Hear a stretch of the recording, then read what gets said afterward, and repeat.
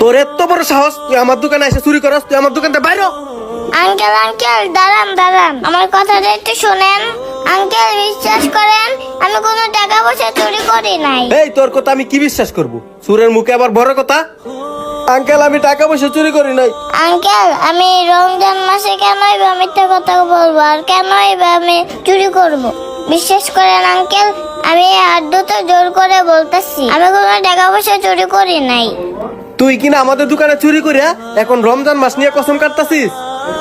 দেখ তোদের মতো ছোট লোকরা না আমার ভালো করে চিনা আছে। তোরা 2 টাকা দেখলে লোভ সামলাইতে পারিস না। দেখ তোরা কিন্তু ভালোভাবে কইতাছিস, টাকাগুলো আমার হাতে দে, নয়তো কিন্তু তোরা দোকান থেকে গাদ ধরে বাইর করে দিমু। আঙ্কেল বিশ্বাস করেন, আমি কোনো দোকান থেকে টাকা পয়সা চুরি করি নাই। আপনি শুধু শুধু আমাকে ভুল বুঝতেছেন। আঙ্কেল আমার ঘরটা ছেড়ে দেন না, আমি প্রচুর ব্যথা পাইতাছি। ও তোর গাড়ে ব্যথা লাগতেছে? তুই টাকা নিছস, আমারে দিতে হসস না, আবার স্বীকারও করতেছস না, এখন আবার বলতেছিস গাড়ে ব্যথা লাগতেছে।